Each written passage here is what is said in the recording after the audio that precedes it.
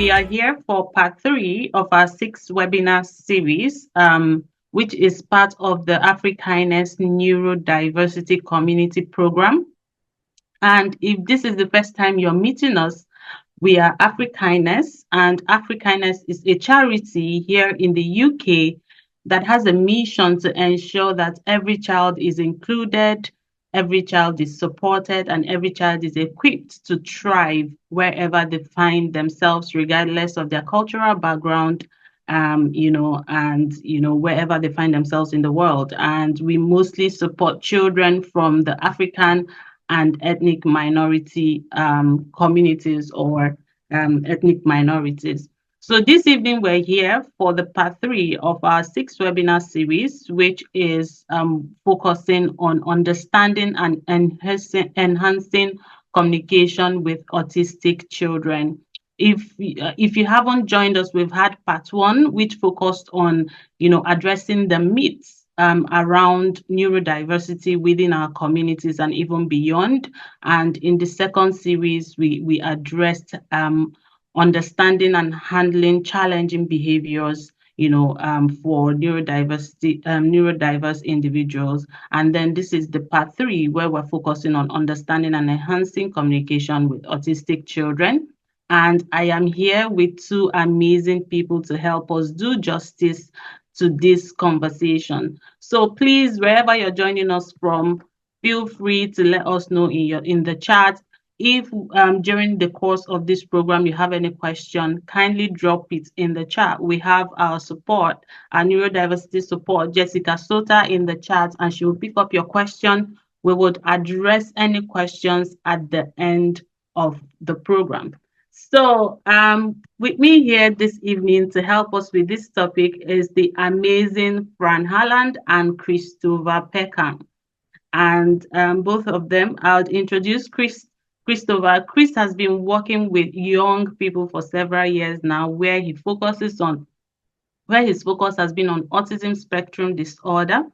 And using his own experience as an autistic individual, Chris has done really amazing work. He branched into helping young people with ASD by first volunteering with young people with complex needs in schools, helping to educate the young people on methods to handle day-to-day life, and educating the people around them to give better understanding and lasting support, for the future students, and has continued to do so throughout his different positions, finding himself now in an educational role, focusing on ASD young people's learning.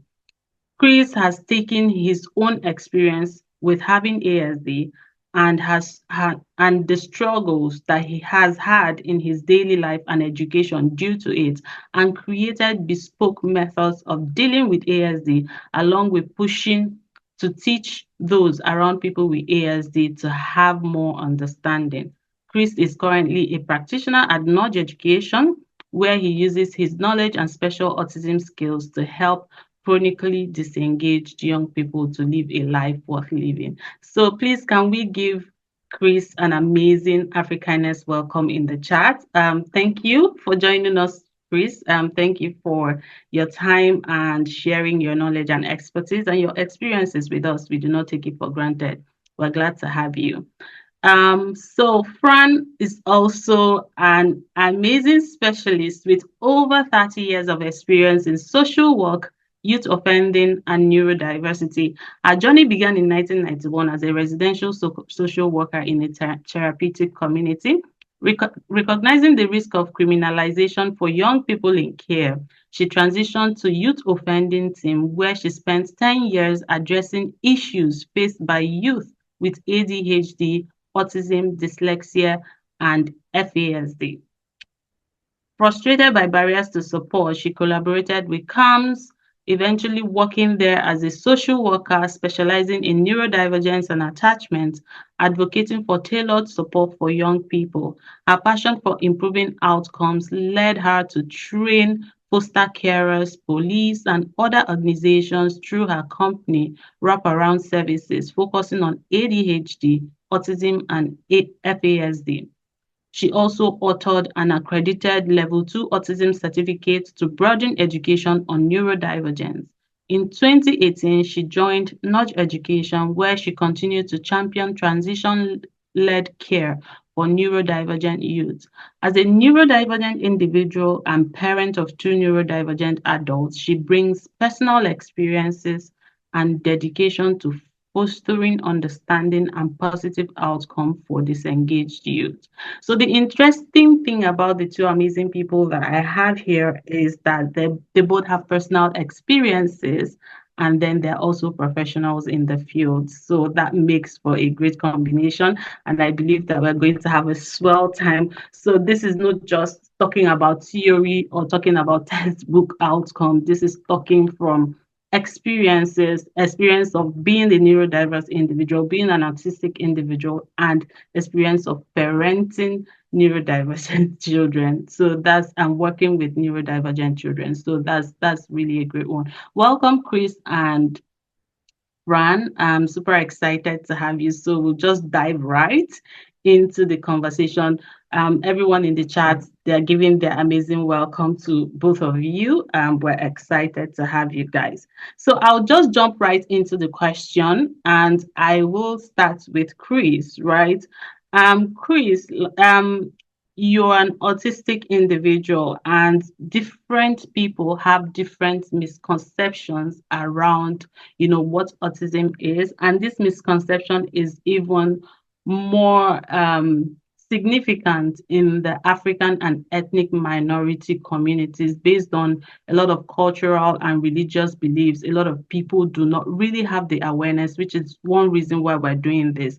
So I would ask, right, what are some of the misconceptions that people have about communication with autistic individuals that you would like to address based on your experience and your work as well?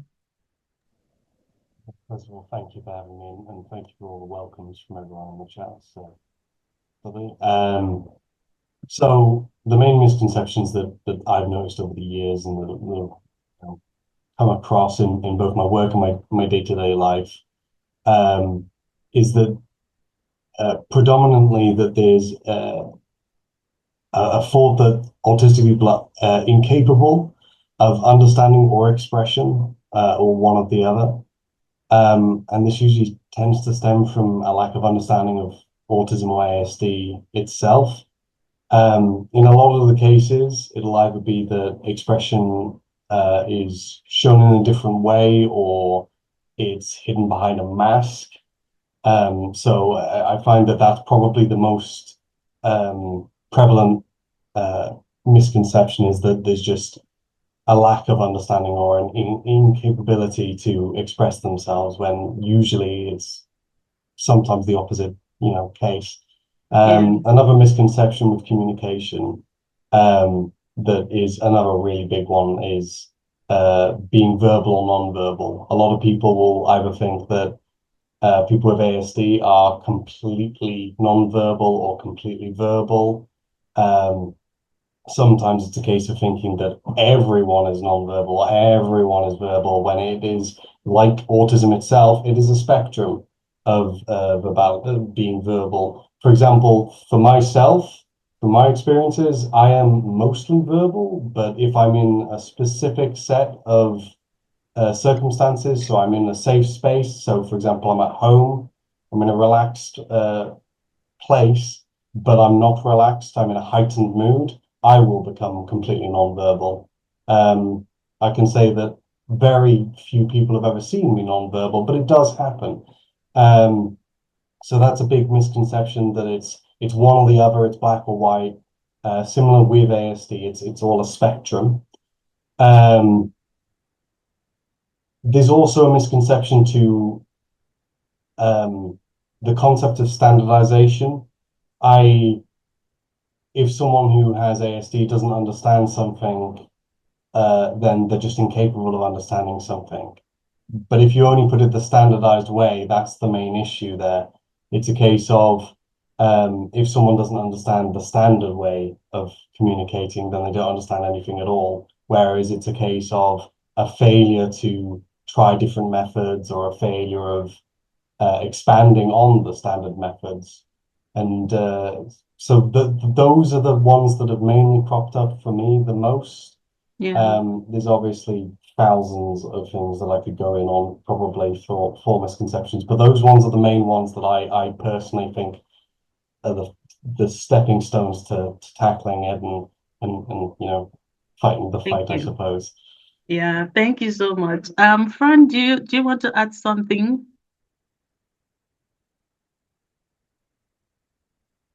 Fran, you're muted.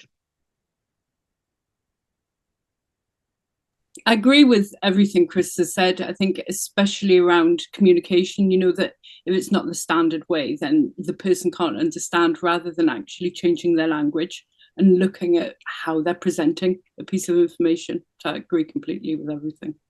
Yeah, I agree as well. So with communication for autistic individual, you have to pay attention to how the person communicates, not how you think they should communicate. And sometimes it's really, understanding how they communicate and how they understand or perceive the communication and tweaking your communication a little bit. That makes a whole lot of difference. Thank you so much, Chris. Right.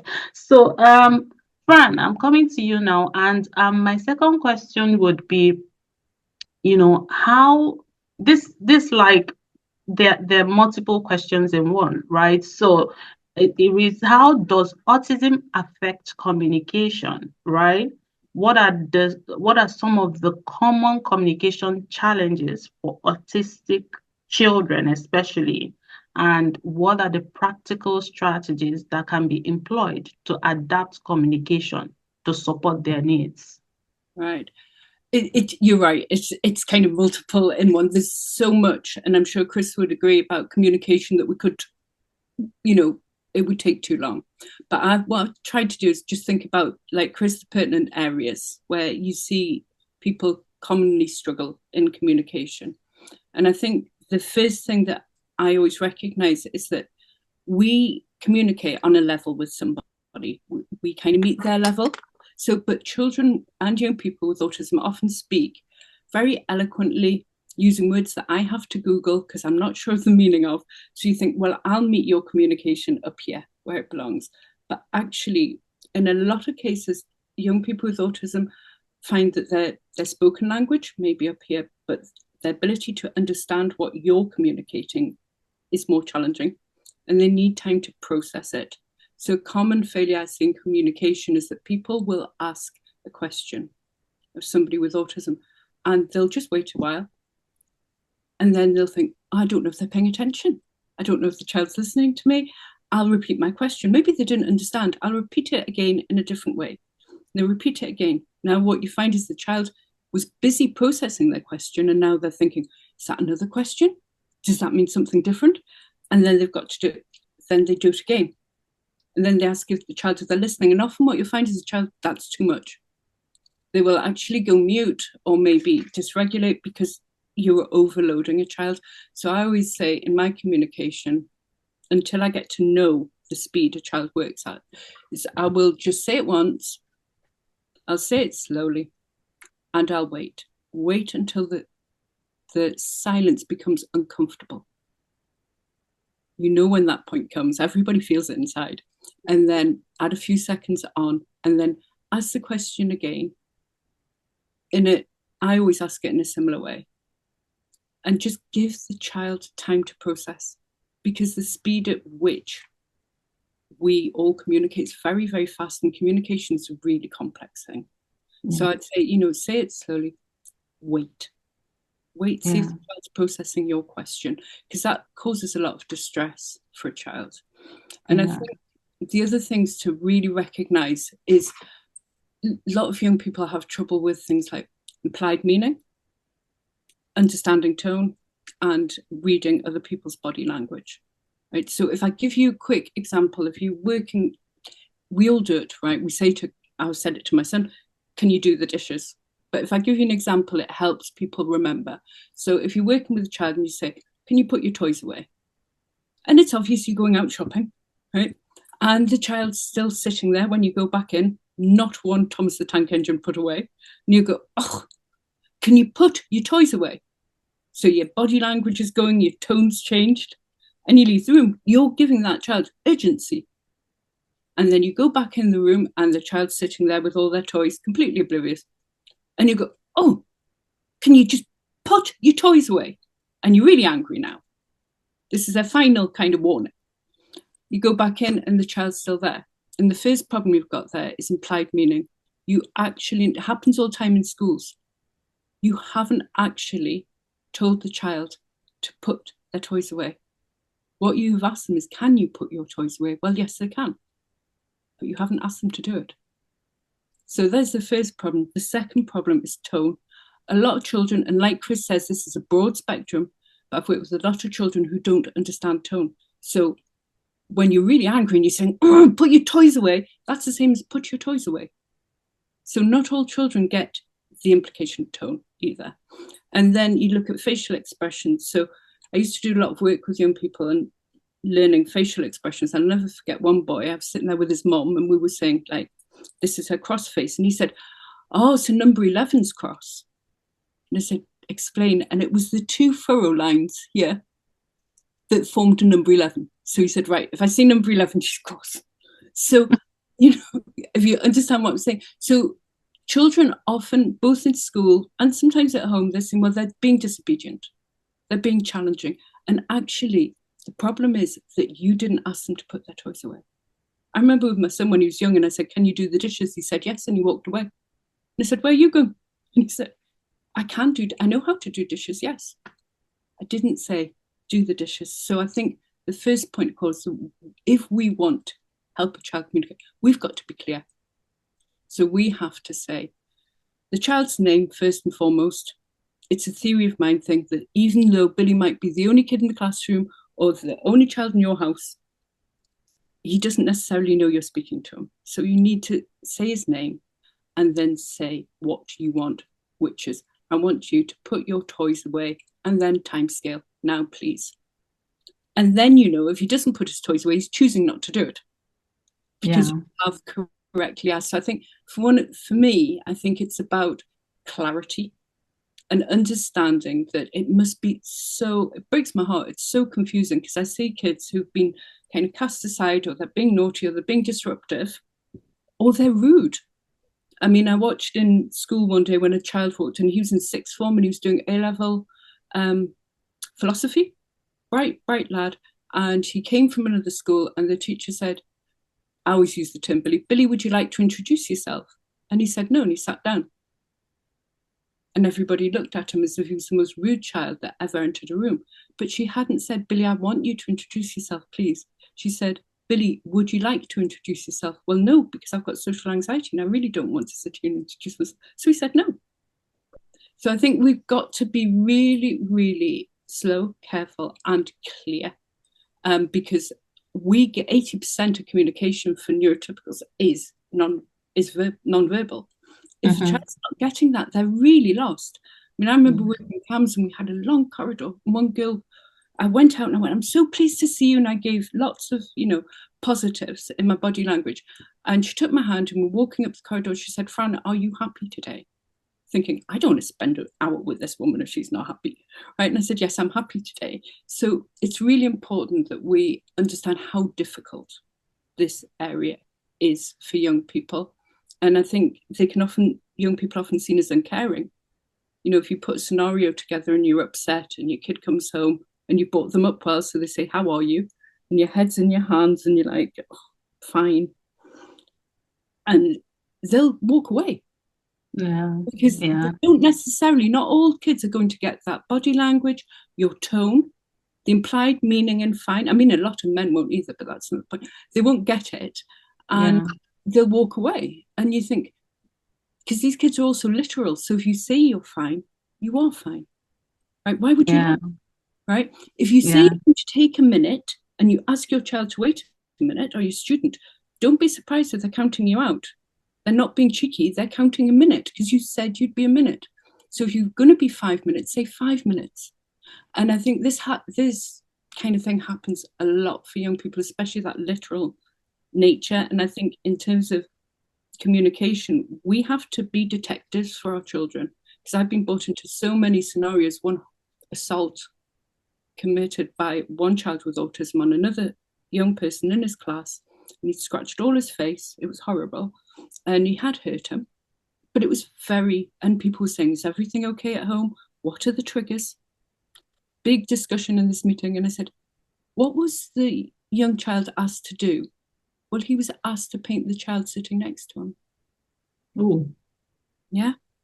So he went straight to the boy's face to paint because he literally thought it was paint his face. I've had people who won't wash their hands because their teachers have said, wash your hands in the toilets. And then they'll say to me they're obsessed with germs because they keep on asking me about toilets because they're trying to think this isn't a good idea, washing my hands in a toilet. Right? You know, so we've got to understand, we've got to say what we mean. Also teach idioms is really important because, you know, if you go to a wedding and everybody stands up and says, let's toast the bride, you're going to have one frightened child unless you taught them what that means. You know, I remember putting 3 boxes of cornflakes in the cupboard and I'm half Spanish. And my mum said, oh, did you get 3? Because they don't eat bread. Right? Is it especially doesn't cost you any money. Right? And then my son came up to me later and he went, do cornflakes ever eat bread then? Because they can't, can they? And I said, no, it means this. So often equipping a child, be a detective, you know, check what the child was actually told. Thank you. Yeah, thank you so much. That was very enlightening. And what I can get from all of that and all of that example is that we have to be clear, we have to be slow, we have to pay attention, and then we have to keep on educating. So most times we use words that we expect them to understand, but we have to pay attention to be sure that they do. And if they don't, we have to explain it to them. Chris, I don't know if you want to add something to that question. Well, what I would say is, first of all, everything said there, I agree with it entirely. Communication is all about clarity a lot of the time, so it's really important that that clarity is had. I know that I've been the cheeky child in the past. When I was in school, I would take things literally a lot of the time, and I would like to stress the part about teaching the idioms and stuff like that, and also teaching sarcasm to a degree as well, if possible, because I know nowadays I can be rather sarcastic, which is, I think, brilliant because I never used to get it when I was younger. But generally, keeping stuff clear is just so important. Making sure that things are put in the right way and tailored to each different young person that you're talking to, because some will prefer one way to another. Some will completely zone out on one way of being talked to. You know, you take one tone with one kid, they'll completely shut down, whereas another one will only be talked to in that tone. So it's all about being very bespoke with things a lot of the time, especially generally with ASD, everything's very bespoke. You need to figure out, because there's that spectrum, because everyone's different, ASD or not, to be honest, you need to figure out the best way of communicating. One thing that I tend to focus on a lot, mainly because it's one thing that's always affected me in terms of a kind of a communication issue when it comes to ASD, and something that I tend to hand over, is an inability to communicate emotions. And that's from the side of the person with ASD. And finding different methods of doing that sort of stuff is also kind of important. There's a case of teaching, one for a better way of putting it, standardized communication. You've got your idioms, your sarcasm, but also stuff like communicating how someone would usually say, I'm feeling flustered, please leave me alone. Because often you'll get a very rude word coming out of someone with ASD if you fluster them a little bit too much and they don't want you to be around. It's about teaching, to a degree, appropriateness. So yeah, basically I agree with everything, and just that little bit on the end there.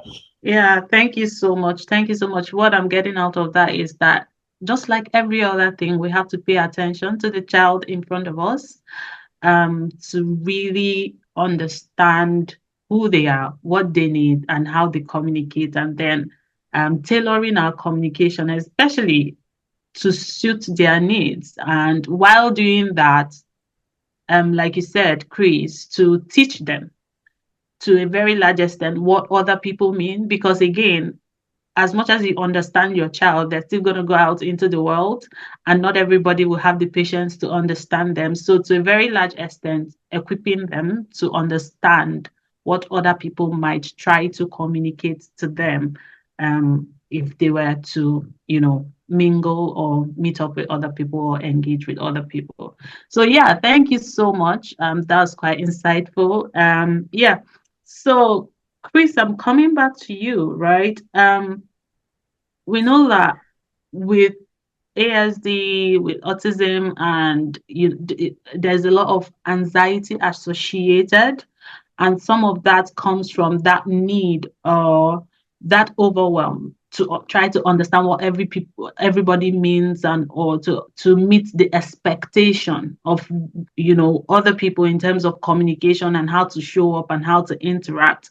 A lot of anxiety comes from that. So how can parents, professionals create an environment that supports communication in a way that it reduces anxiety and encourages an autistic child to express themselves more freely, if you get what I mean, right? Because if we're in an environment when we're not creating that space for them to express themselves, then this individual will show up with a lot of anxiety, and it increase their anxiety because they're trying to fit in, they're trying to meet expectation, they're trying to mask, they're trying to change themselves. So how can we support to make sure that we're creating an environment that support their communication and communication needs, in that way reducing their anxiety? Well, the first thing that I always think of when it comes to anxiety in any situation, especially when it comes to ASD, is kind of a bit of a callback to what Fran was saying. Time is the enemy when it comes to communication, in my opinion. Um, I find that a lot of people that I've worked with, a lot of young people I've worked with, but also myself, struggle most and get the most anxiety kicking up when we're given no time for a decision. A good example that happened a couple of weeks ago was a young person I was working with, deregulated for the first time in about a year. He's been working on it really well, but he deregulated because he was asked where he wanted to eat as they got there. There were two restaurants, one there, one there. Which one do you want to pick? Pick one quickly. Go on, pick one, pick one, pick one. When that sort of stuff happens, when there's no planning involved and there's no time involved, it creates a situation that is just asking for someone to shut down, asking for them to be non-verbal. I have that to this day. I still have that, depending on what I'm doing. I know masking is not healthy, but I do mask. I mask when I'm being professional, and weirdly enough, that usually stops me from deregulating. But it's not the healthiest thing in the world. But if I'm on my personal time, so to speak, if my partner asks me, "Oh, where do you want to eat?" and we're right there, I would do the exact same thing. I would shut down. I would struggle to communicate. Um, so time is really important. Giving a bit of a plan is always a great idea. If you're planning on going out to eat, for example, say, okay, we're going to go out to eat. Where do you want to go? You have time. That's the important part as well. Mention that there is time to answer a question sometimes, if you can. I tend to ask a question 5 minutes or more before I need the answer. Generally. A lot of people I work with don't need that time, but it's always nice to have it, just in case.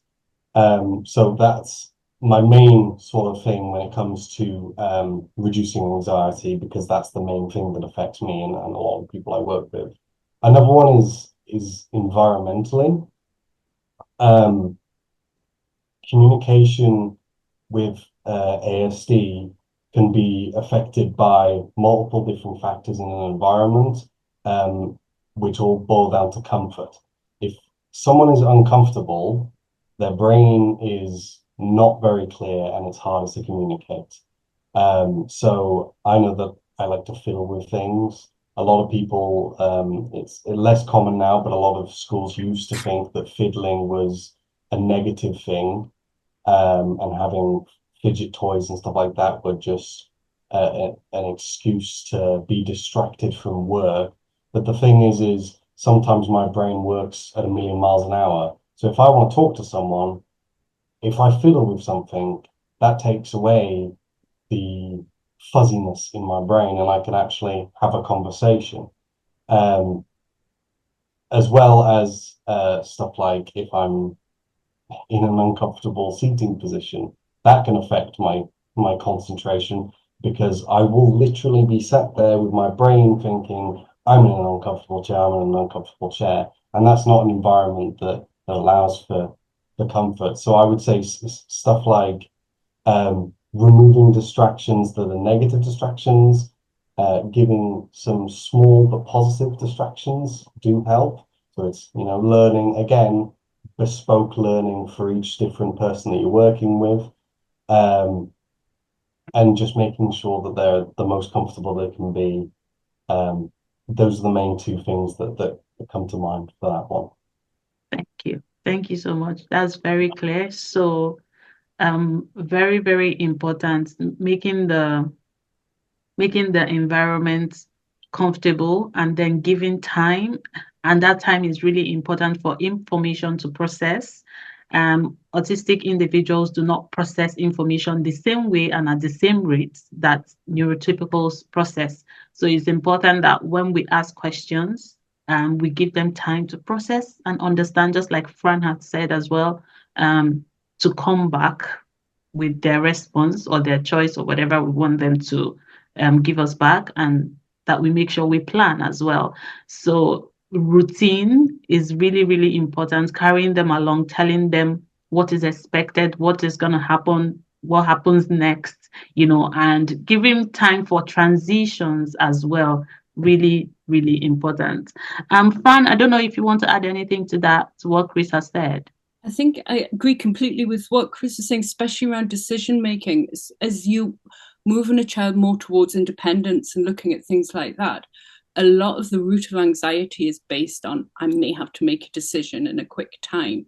So I think it's about that may always be an anxiety. So it's important to think of ways around things. So with younger kids who I'd have in schools, I would arrange back then, I don't know what the system is now, but that they get the menu chart in advance so they could make their choices in advance and they would be sent to the school. So they weren't put on the spot of, do you want this? Do you want this? Do you want this? Because that's a no-go. Even working with students with nudge into independence, like I had a young person who really wanted to go to an ice cream store that was trending, but she can't walk in. And I know why she can't walk in, because there'll be an expectation of somebody looking at her, awaiting a decision. So I go in, I get the menu, we leave, we talk it over. The next time I go in and I take pictures and show what it'll be like. And she's made a decision. At this point, I went in to ask for it, but they accompanied me in. And that's a big step because and I think you can do that. You can get menus in advance. We can walk in, look at the cakes, walk out, sit down, chill out, give you time to make your decision. So I agree completely with that. Really important. One thing I would add is a what if book. So a lot of kids are frightened because if something unexpected happens, I won't know what to do about it. So you know that when you've got a child, because then we'll go, what if the taxi doesn't come? What if this? What if? What if? It's always what if, because they can't work it out. They know they'll be lost. So they're trying to script every possible eventuality. And so I often equip my young people with a little notebook that says, what if Fran's late? What if this happens? And the answers. So, and I've got young people who've in their 20s who've still got the books because it's important to work those things out while you're calm. Because like Chris says, once you start to panic, any sensible, like logical thought will go. Even ringing somebody may go. So Yeah. a what if book is a nice tool that somebody can carry with them. Yeah, I think that feeds into the next question I wanted to ask you, which is how can parents balance understanding communication challenges while still encouraging independence and self-expression? So I don't know if there's more you want to add to that. I think it's about understanding the particular anxieties that your child has. And, people think, like Chris said, things have to be one way. No, you can do things a lot of different ways. So I think it's knowing that you're going to have to spend extra time to maybe go and take pictures of the place. If you want them to go to a new place, preparing them for what may happen. Having timetables is really important, and if they're starting to do new things, timetable them in. I always encourage people to get big whiteboards, divide them up, and actually put on what's happening and what time, because it's a security thing. Even if things are going bad now, I know that's happening at that time. And that helps with independence and managing anxiety for young people. I think as well, a lot of the kids that I've worked with, I've got them little cards. So, if something unexpected happens and they are dysregulated and they can't remember where they live, it's actually got everybody's number on. I know you can do that on phones and things, but these cards is something that they quite enjoy having because it feels like a bit of a security. Mm-hmm. They Yeah. may not remember where they live. They might be in absolute panic. They might be picked up in panic. And so it's everything you can do to keep that child safe. But I would send them out with the what if book, decisions in advance. Be present, be ready to rescue. Have the card on them so that they can actually say, if they want to people, look, I need support now. Can you ring this person? That's amazing. I like the idea of a what if book. So Great so fun yeah, as well. yeah. And from any age, from the age at which I worried that what if my teacher's off? And be aware of things like their ability. And when I've had kids who are older and are starting to want to do different things, that ability will also be affected by what's happened through their day. So it might be quite able one day and less able another day. Yeah. Thank you. Chris, are there how effective are like visual aids or visual tools? I mean, Fran just mentioned a card, that she uses, right? Do you think that there are visual aids or visual tools that can enhance communication? And do you have tools that you use or you have used that helped you and you can recommend for parents or for professionals who are listening? Well, I certainly have a few things that I've used over the last few years. The main one that I tend to always come back to is my little mood scales. They're pretty simple in concept. It's a numbered chart with different moods on. They can be very bespoke. They can be worked through with someone to make a bespoke one specific to their moodlets, or it can be one that's more of a general sort of thing. Usually with ones for me, like I've mentioned before, I sometimes dysregulate and I can't speak, I become nonverbal. Usually when that happens, it's obvious that I'm upset, but it's not obvious why or how I'm upset. So I can get this chart that I just point at and it says, I'm flustered, or I need space, or something along those lines, because although I may be nonverbal, I still have a semi-functional brain. So I can I can do that. And I find that works a lot with students as well. Usually I tend to make one specific for working with a young person. Sometimes I'll tailor it with a little bit of their interests as well to make it a little bit more interesting to look at. You'll also find these being used a little bit more in primary schools. A lot of them have different smiley faces because it doesn't have to be words. It can literally just be a face. It can be as simple as a neutral face, a smiley face, and a sad face, and you just point at the one that you want. because sometimes it can be quite hard to read. Sometimes people are hard to read and they have a very neutral expression when they're actually ecstatically happy. So for me, that's the most useful one I've ever used. But as a more general tool, I think stuff like whiteboards and phones are very useful. Um, it depends how old school you want to go with it. Communication is not just speaking. It's it's a mixture of many things like body language, but it's also visual. I myself am a visual learner, so I learn things a lot quicker when I see a picture of something. I'm also incredibly dyslexic, so words don't help me at all. So it's a case of um, if someone is feeling not particularly like they want to talk one day, you can show them different pictures of places that you might want to go, and they can point at it, or they can draw something for you so that they can show you what they want to do. Um, so it comes back to the age old finding the right thing for each different person. Everyone learns differently, everyone communicates differently, and sometimes um, it's as simple as needing a blackboard or a whiteboard uh, or a or a screen. So yeah, mood scales are my number one go-to. I never shut up about them because I find them so useful for myself. And every student I've had when I've been at Nudges, I have one. Yeah. And generally, whiteboards are a lifesaver also. Thank you. Thank you. Fran, would you want to add to that? I know I was in your training one time and you shared something around tone, how you worked around that Yeah. with your students, I and I found that really interesting.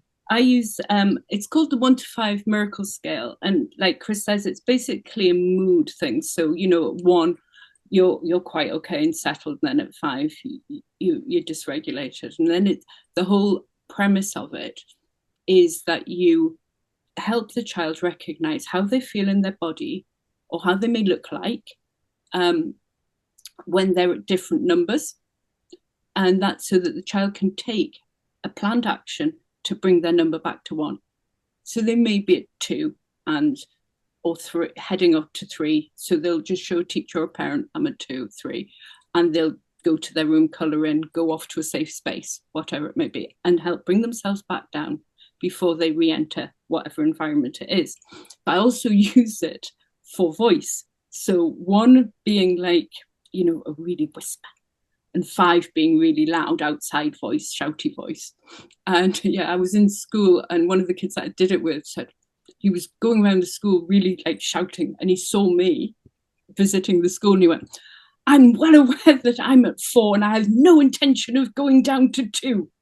The teachers went, well, it's not working, is it? I went, it's not an agent of social control. He's well aware he's at 4. It works. But it also, I've had kids where they've re-entered assembly at the back and said, well, I'm at 2. I'll go with my class when I'm at 1.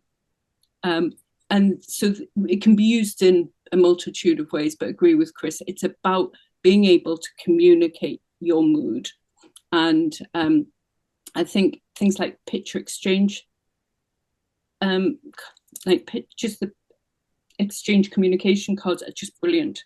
You can make so many timetables with those. I mean, Velcro on one side, Velcro on the whiteboard, and timetabling, having that routine is a really great system. And for children whose parents find that, oh, well, they're managing at school, but you know what, at home, Fran, the behavior is just all over the place. And I say, well, then timetable your time, home time. Try and keep lunchtime around the same time. Put it down on a timetable. So have a home picture exchange system, communication board, so that. And I think the other thing is that they're really important things that you've already taught your child. So I know so many kids who know how to brush their teeth, but they can literally walk in the bathroom and just forget.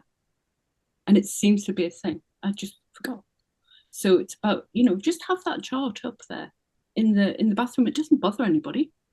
But, once a month, it might be really handy to that child to remind them what sequence to do things in because they're tired or it's been emotional and they just can't do it right now. And rather than have that argument, they know that's there and it'll just show them.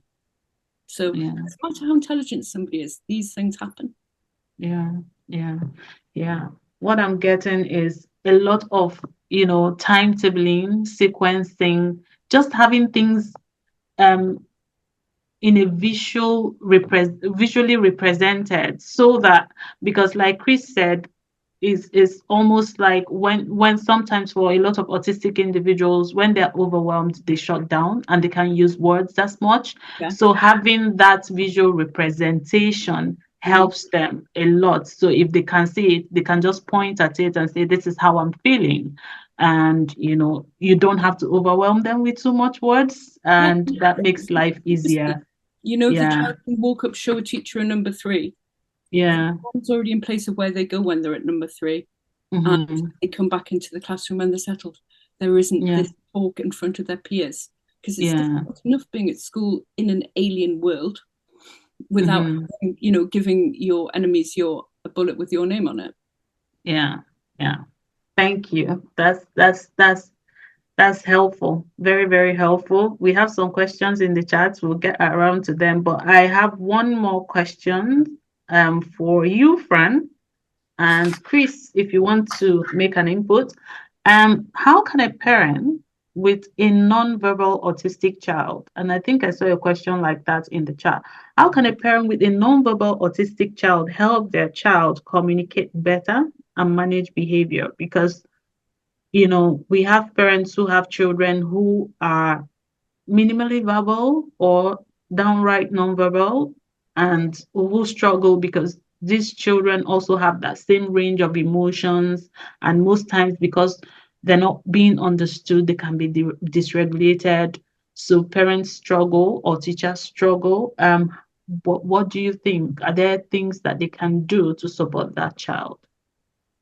I would say I always ensure the child has had a speech and language assessment first of all, right? Because they will be able to give parents or professionals tools to use to help promote understanding and communication.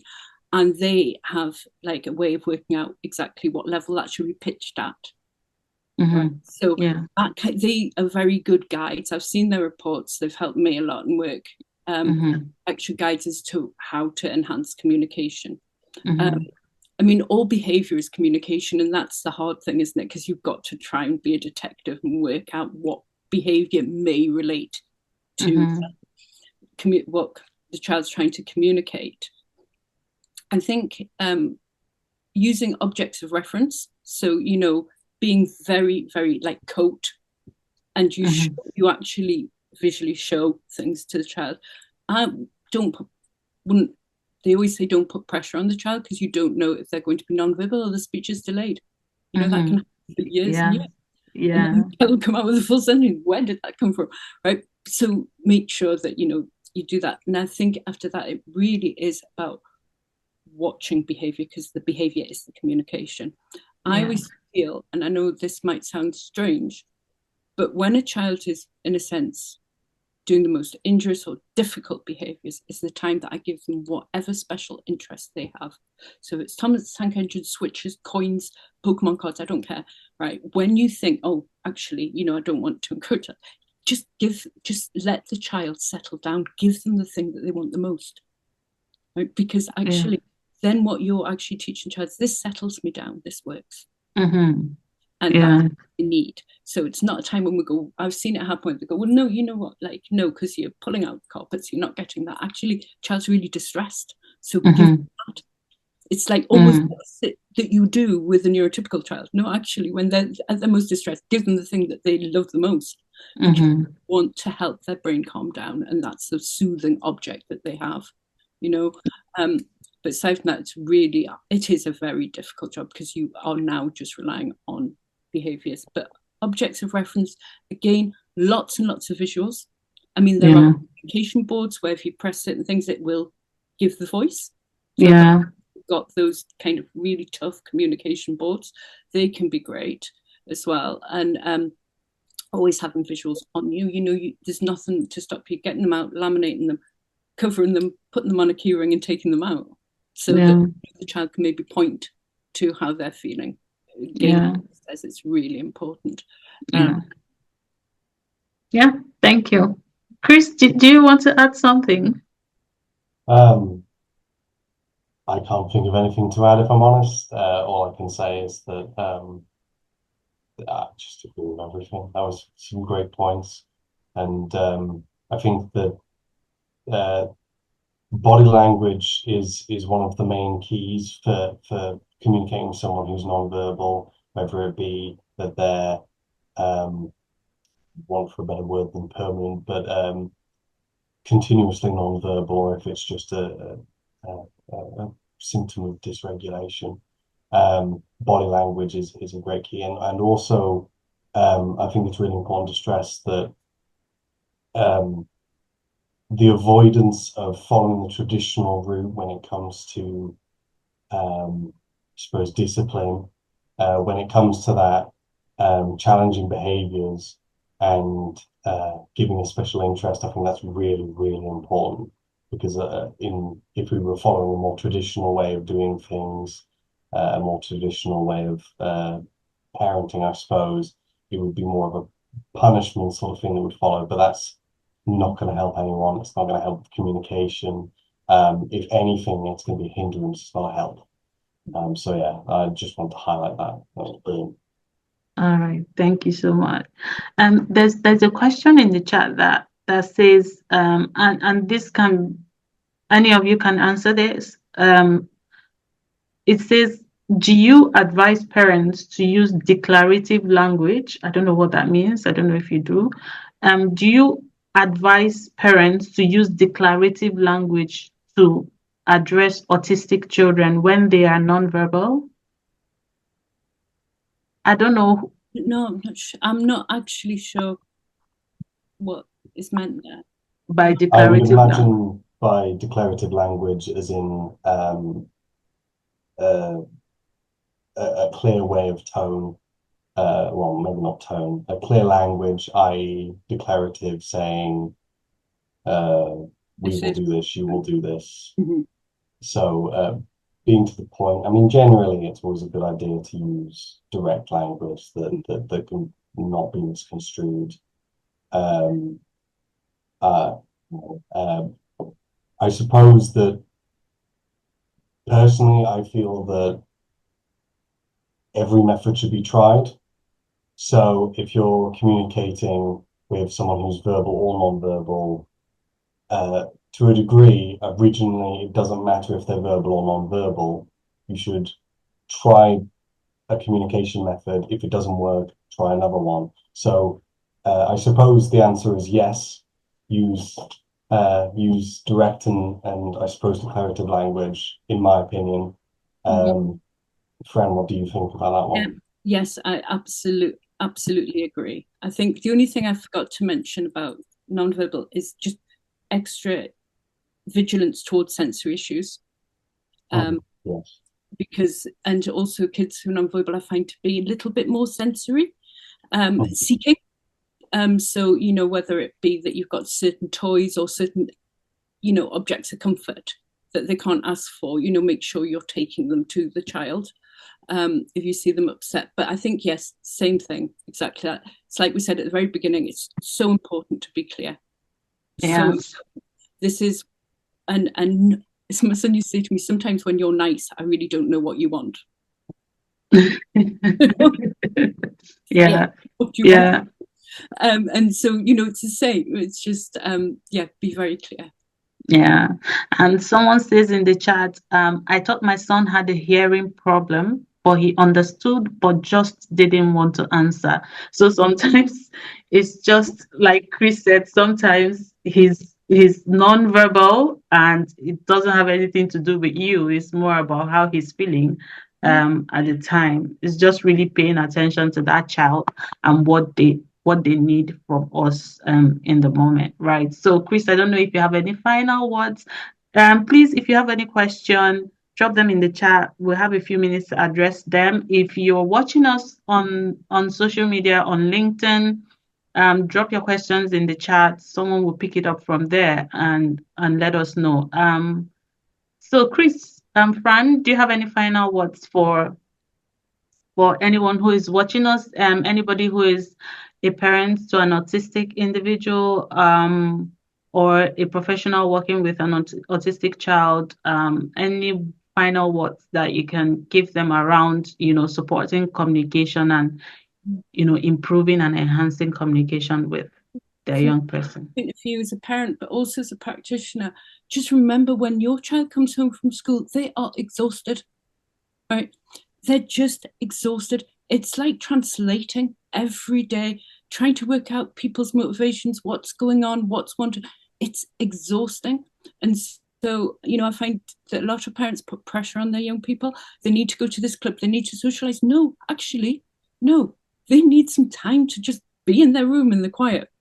And, when they come home from school, don't bombard them. Just give them their special interest, whatever's taking their attention, so that they can spend some time with their brain just, cooling down with that before you engage in an evening. Because if you bombard that tired child when they come home, you're not going to aid communication or your relationship.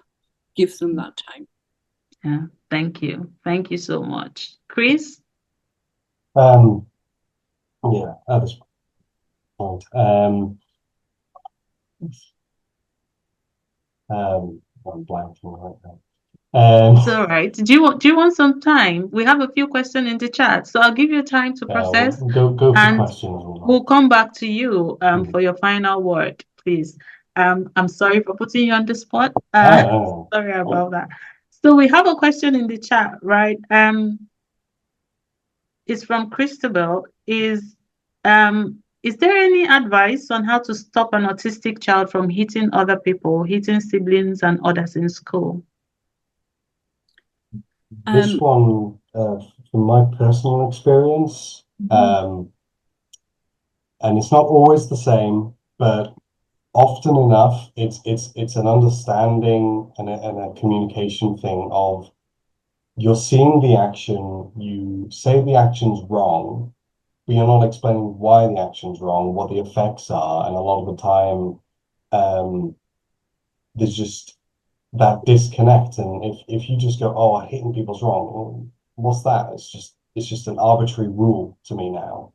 I had a young lad I was working with many years ago now, who hit one of his classmates over the head with a hockey stick, which obviously isn't great. But everyone kept on saying you shouldn't have done that, and so on and so on, which is true. But no one asked him why he did that, and it turns out that he'd been being bullied by this older kid for quite a little while now.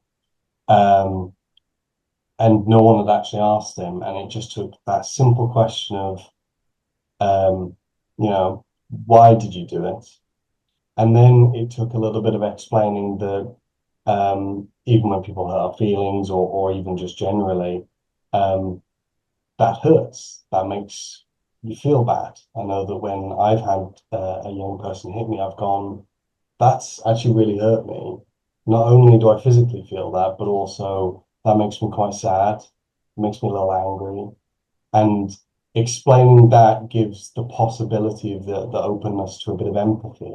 Because a lot of the time when it comes to empathy, I find that it's there, it's abundant, but it just needs a little bit of framing in the right direction to be able to be spotted correctly, if that makes sense. Not all the time, but sometimes.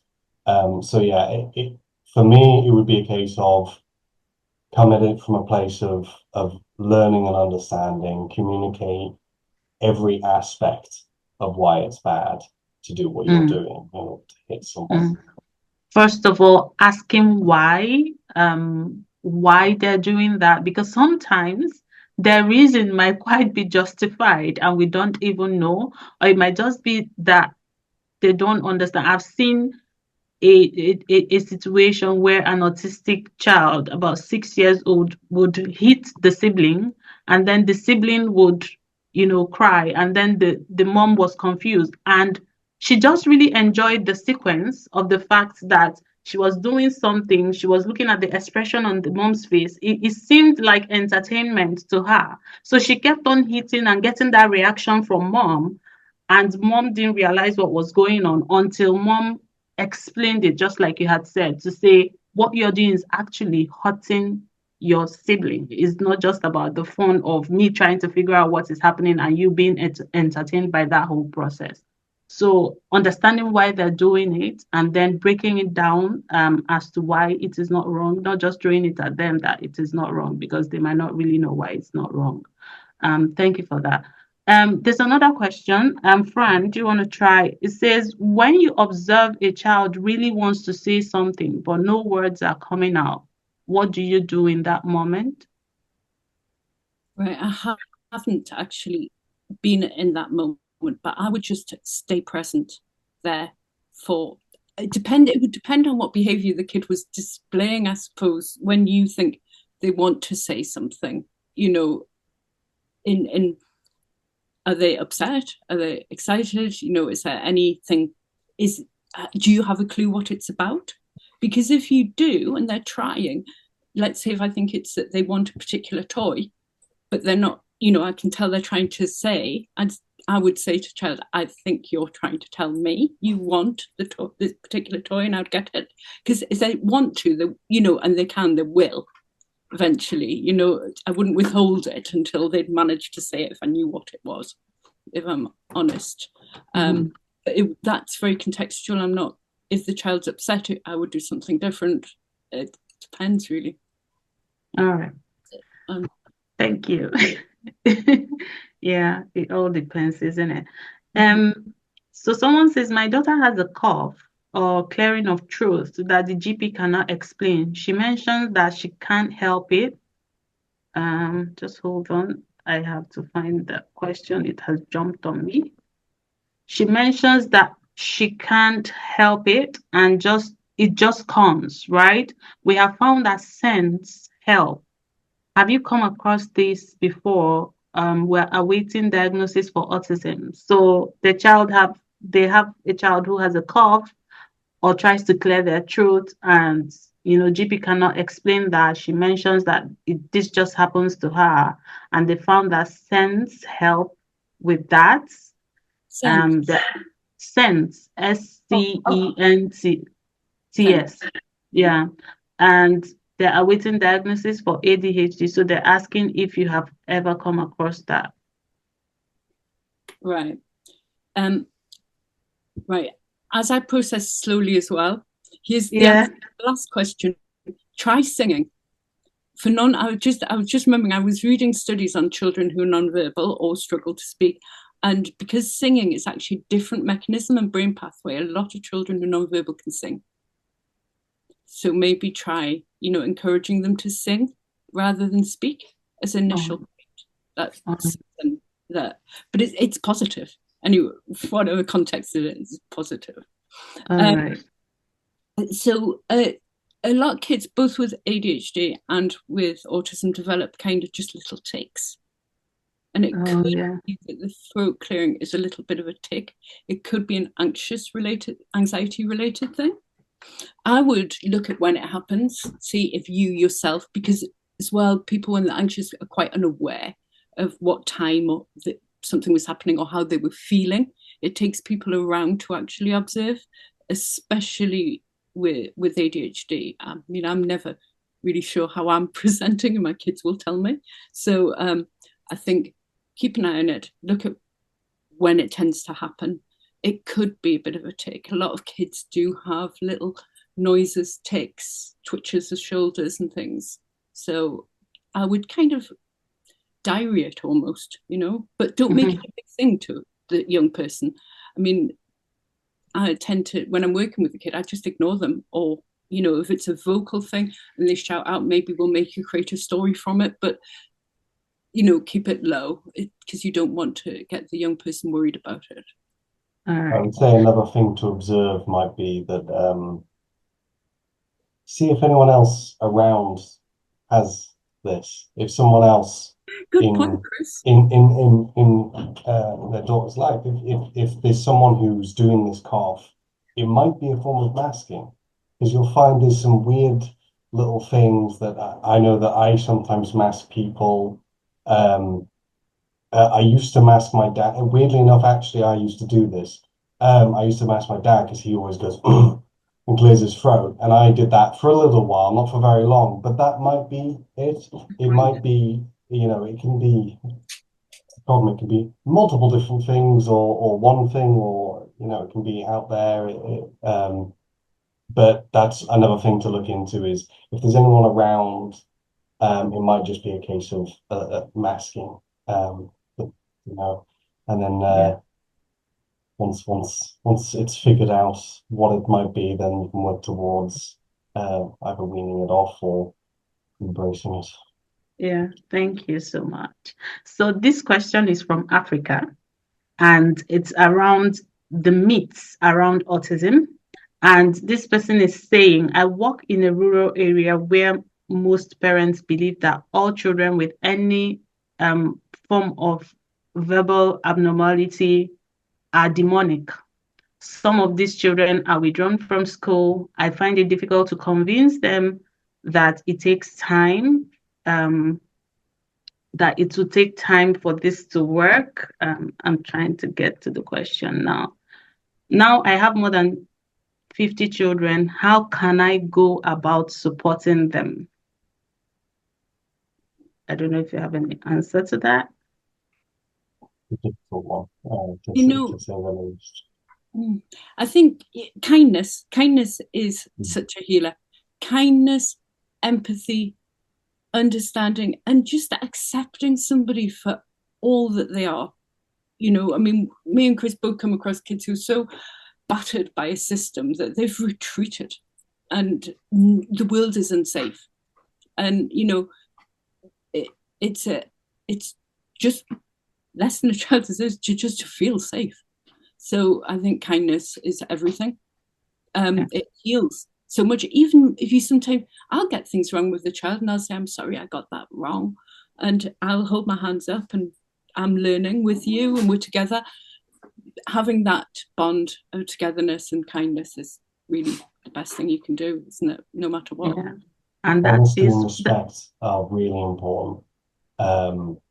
It's weirdly enough, just today I was working with one young lad who had completely given up on the system, and we've been working together for over a year now. And we actually managed to visit a school for the first time. He hasn't been in the school since, well, for about 5 years now.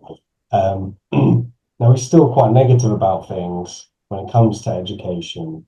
But one thing that has really stuck with me, it was quite heartwarming, was he said he's been right about every single professional he's ever met, other than one.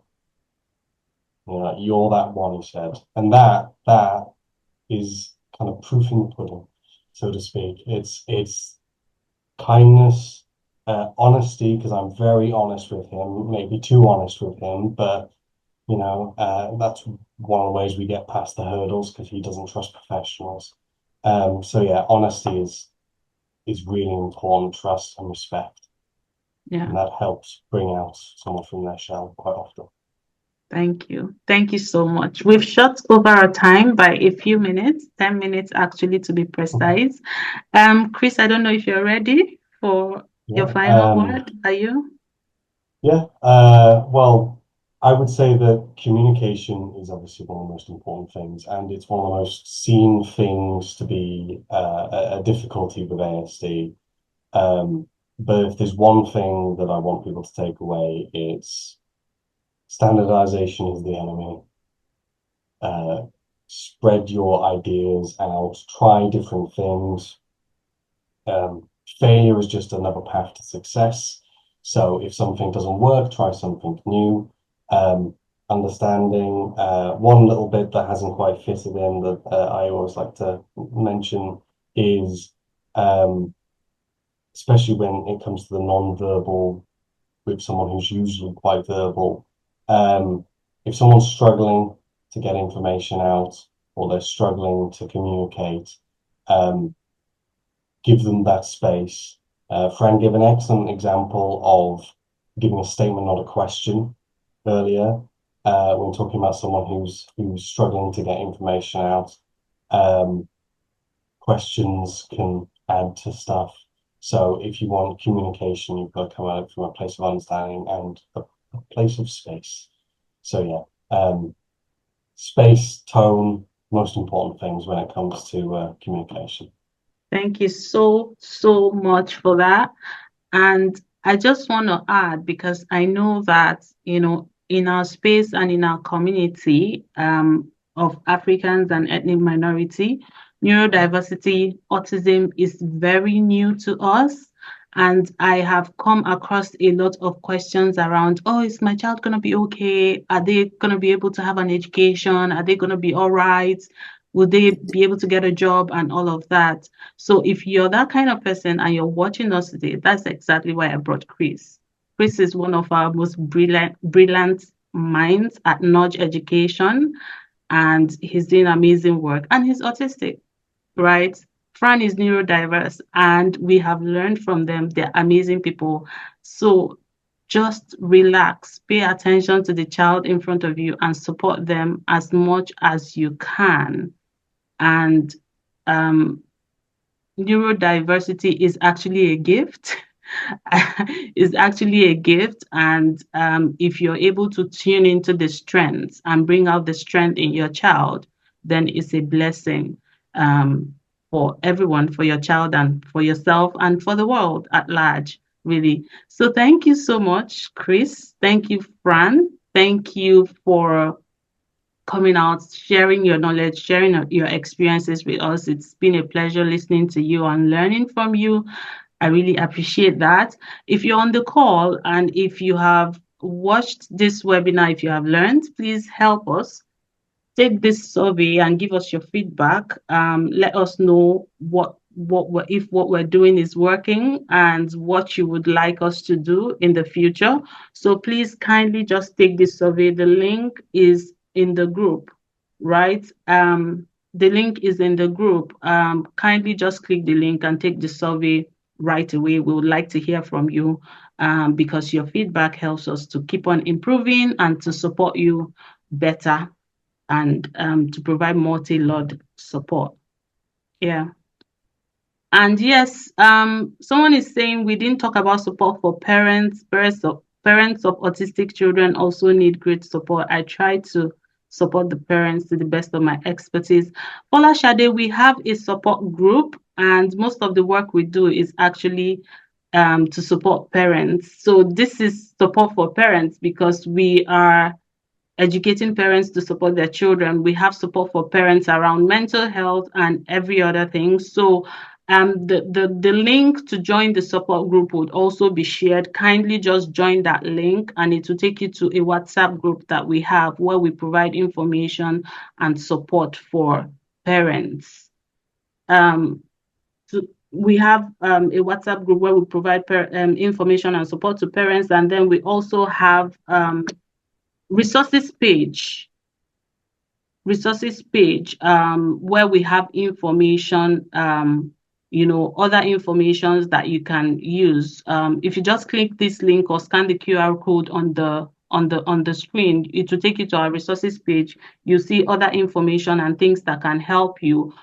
You also see videos from our previous sessions. So if you missed the first and second session, those videos will be there, and many other resources that can help you with anything that you need, really. We have a lot of programs and a lot of support that we provide for parents, right? So kindly just click the link, is in the group, join, and then it will take you to us.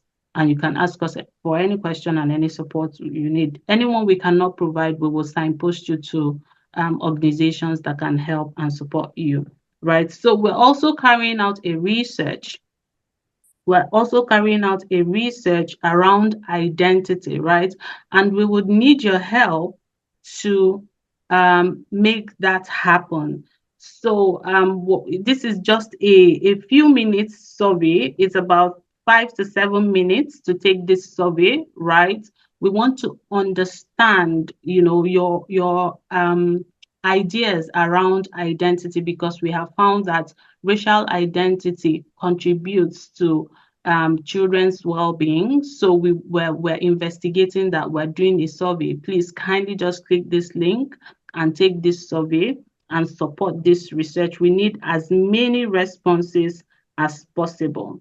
And October, if you would, the link is in the chat, like I have said. Click the link in the chat or scan the QR code and it will take you to the survey. It takes 5 to 7 minutes, right?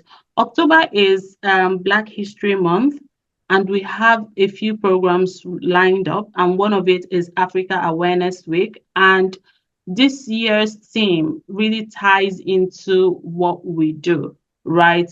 This year's theme for Black History Month is reclaiming the narrative. And for Africa Awareness Week, our theme is identity, right? Where identity and kindness unite. Please join us and participate for all of the programs that we have lined up for the Black History Month and Africa Awareness Week. There are lots of resources for schools, for parents to help our children with positive racial identity. Please join that. We have a few events coming up. If you would just go to Eventbrite and follow Africaness, we have our parents' guide to the 11 plus examination. We have the effective communication for teenagers. Follow Africaness on Eventbrite so that whenever we have an event, you will be notified. Also, follow us through all our social media handles. We're on LinkedIn, we're on Facebook, we're on Instagram, we're on Twitter. Follow us on our social media. If you have any question for us or if you want to volunteer, we're actually looking for volunteers. So if you want to volunteer, send us an email to info@africaness.org and we'll pick it up and we would like to welcome you to the team, right? So this webinar is not our last. This is the third webinar of a 6-part webinar series.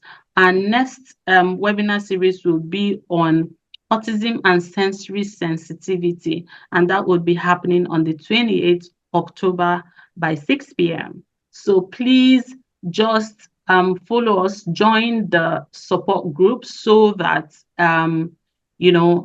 you get information firsthand for anything that we want to do. We have a whole Africaness neurodiversity program, and it has a lot, not just this webinar. We have trainings, we have events, we have live in-person events. So just join the support group so that you will be part of what we are doing and the support that we are providing. So we want to appreciate the sponsors of this program.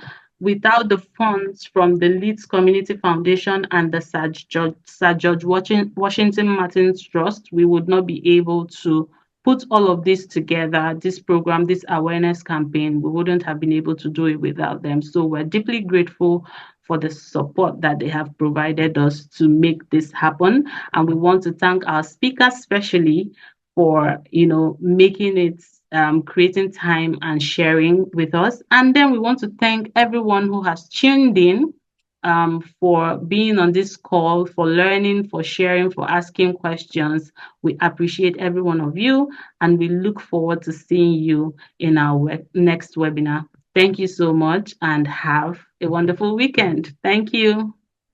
Bye.